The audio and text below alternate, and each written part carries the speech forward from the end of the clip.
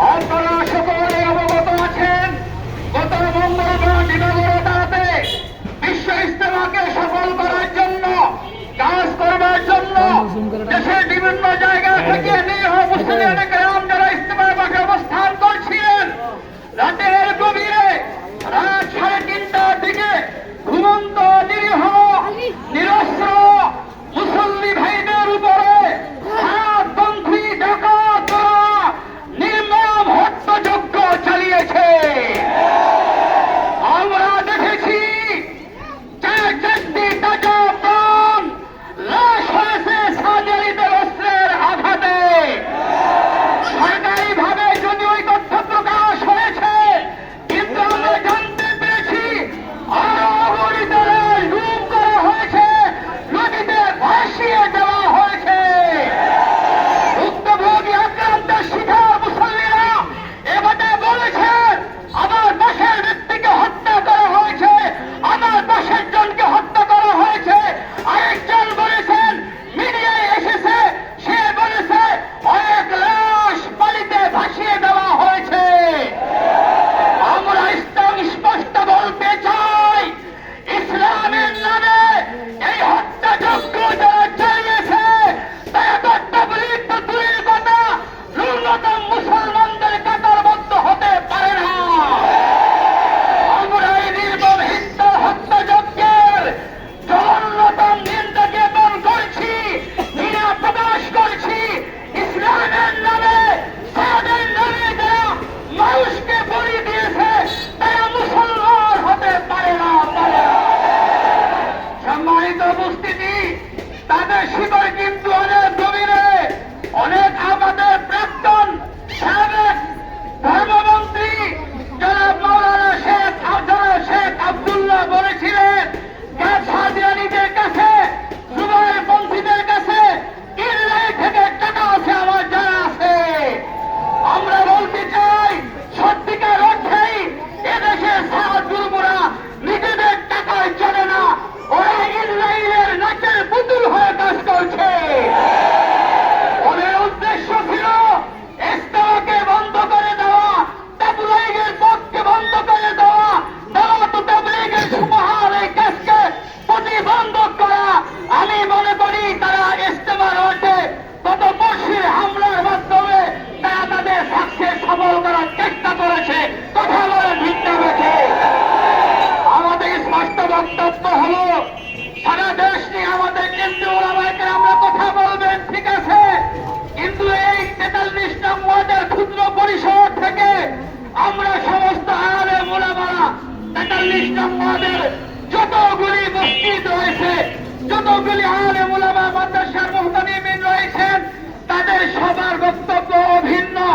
আমরা সবাই একসাথে একাত্মবদ্ধ হয়ে বলছি, সাদিয়ানীরা গুমরা, ওরা ফিতনাবাজ, ওরা খুনি, ওরা খুনি।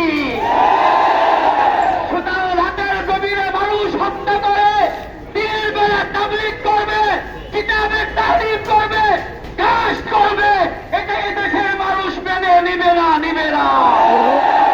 এটা তাবলীগের শিক্ষা নয়। আমরা চাইলে ইজতেমার মাঝে প্রতিরোধ করতে পারতাম। আমাদের পকেটে তসবিহ আর মিসওয়াক থেকে, আমাদের পকেটে ধারালো অস্ত্র, কিরিক, চাপাতি এগুলি থাকে না। কথা বলে ঠিক না রেখে এক ভাই শহীদ হয়েছে টঙ্গী হাসপাতালে, আমরা তাকে দেখেছি, তার সিনার মধ্যে গভীরভাবে ছুরি চালানো হয়েছে, কলিজা পর্যন্ত কেটে ফেলা হয়েছে। আমি জিজ্ঞাসা করতে চাই, এটা কোন রকমের তাবলীগ? এটা কি ধরনের সাদিয়ানী কার্যকলাপ? এটা নিঃসন্দেহে ডাকাতি কর্মকাণ্ড ছাড়া আর কিচ্ছু না। আমরা আমাদের জায়গা থেকে স্পষ্ট বলে দিতে চাই, এই 43 নং ওয়ার্ডের প্রত্যেকটা মসজিদের ইমামের বক্তব্য হলো, আমাদের এই ওয়ার্ডে খুনি, ডাকাত, সাদিয়ানীদের, সাতপন্থীদের তাবলীগ নামে কোনো ফিতনা চলতে দেওয়া হবে না। আমি আপনাদের সামনে আগামী কর্মসূচি ঘোষণা করছি। আমাদের ওলামা কেরামের পক্ষ হতে গতকাল রাতে ফকির মার্কেট মসজিদে মোটামুটি আমাদের এই ওয়ার্ডের সকল মসজিদের ইমামদের পক্ষ হতে আলোচনায় এই কর্মসূচি নির্ধারিত হয়েছে।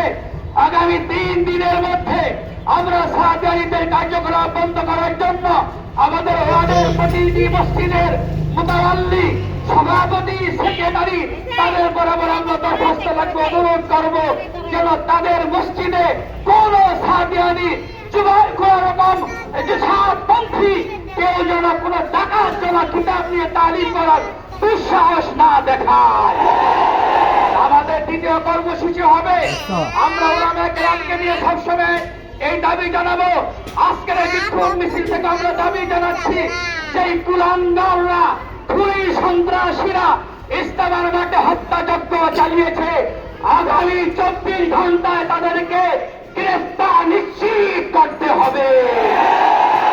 আমাদের দাবি, যদি সাদিয়ানীদেরকে সাতপন্থী খুনিদেরকে এভাবে ছেড়ে দেওয়া হয় তাহলে বাংলাদেশের মধ্যে একটা বিস্ফোরণ ঘটবে, আলেম ওলামারা বসে থাকবে না, তৌহিদি জনতা বসে থাকবে না। ইতিমধ্যে তারা স্লোগান হয়েছে, আলেম ওলামা যেখানে তৌহিদি জনতা সেখানে। সুতরাং আমাদের এক আহমদ শফি না থাকলেও মামুনুল হক আছে, জুনায়েদ বাবুনগরী আছে, আমাদের আলেম ওলামারা আছেন, তাবলীগের আমাদের টাকরাইলের মাওলানা জুবাই সাহেব আছে, টঙ্গীর মাওলানা মাসুদুল করিম আছে। সুতরাং ততদিন পর্যন্ত এই দেহে প্রাণ থাকবে, আমরা কাদিয়ানী এবং সাদিয়ানীদেরকে বিন্দুমাত্র সুযোগ দিতে রাজি না। আমাদের তৃতীয় কর্মসূচি হলো, আমাদের মুরব্বীরা যে যেখান থেকে যখন আহ্বান করবেন, আমাদের অত্র ওয়ার্ডের ওলামায়ে কেরামরা যখন যেভাবে আমাদেরকে ডাকবেন, ইনশাআল্লাহ আমরা সেই ডাকে সাড়া দিয়ে যে যেখানে যে অবস্থায় থাকবো সেখান থেকে চলে আসবো ইনশাআল্লাহ। সম্মানিত উপস্থিতি, আমি আপনাদেরকে বলতে চাই, আপনারা যে যে মসজিদে আছেন, যেই মসজিদের ইমামের ইক্তেদায় আপনারা নামাজ পড়েন, সেই ইমামই হলেন আপনাদের রাহবার। এই ওয়ার্ডের একটা মসজিদও নাই, একটা মসজিদ আছে আমাদের জানা মতে, সেই ইমাম সাহেব চলে গেছেন। ওনাকে জিজ্ঞাসা করলাম, আপনি এখন ইমাম হলেন কিভাবে? উনি বলে, হুজুর সরি মাফ করবেন, আমি জানতাম না যে এই মসজিদে সাদিয়ানরা কাজ করে, জানলে আমি থাকতাম না। সুতরাং আমাদের বিশ্বাস, কোন আলেম, কোন জ্ঞানবান ব্যক্তি, ধর্মের নিম্নতম জ্ঞান আছে এমন কোন ব্যক্তি সাতপন্থী হতে পারে না। সুতরাং সর্বশেষ আপনাদের কাছে বলতে চাই, গত পরশুদিন আমাদের ইস্তেমার মাঠে খুনিরা যেভাবে রক্ত ঝরিয়েছে, আমাদের কত ভাইকে শহীদ করেছে, কত ভাইকে তারা বন্দী করেছে, আগামীতে সাত বাহিনীকে প্রতিরোধ করার জন্য কোন রকম কর্মসূচি আসলে কে কে প্রস্তুত থাকবেন বলে? তাকবীর, নারায়ে তাকবীর। আমরা শান্তিপূর্ণ কর্মসূচির বিশ্বাসী, আমরা কোনো বিশৃঙ্খলা করবো না। সুশৃঙ্খল এই কর্মসূচিকে বিশৃঙ্খলা করার জন্য কিছু সন্ত্রাসী ঘাটতি মেরে আমাদের মধ্যে থেকে থাকতে পারে, আমরা সেভাবে সতর্ক থাকবো এবং প্রতিটা মসজিদে মুসল্লিরা আমরা ঐক্যবদ্ধ থাকবো। সাদিয়ানী নামক আমরা কাউকে মসজিদের ভিতরে কিংবা বাহিরে তালিম কিংবা গাছ কিংবা দিনের অন্য কোন নামে আমরা দাঁড়াতে দিব না ইনশাআল্লাহ। ওয়া তাওফীক ইল্লা বিল্লাহ।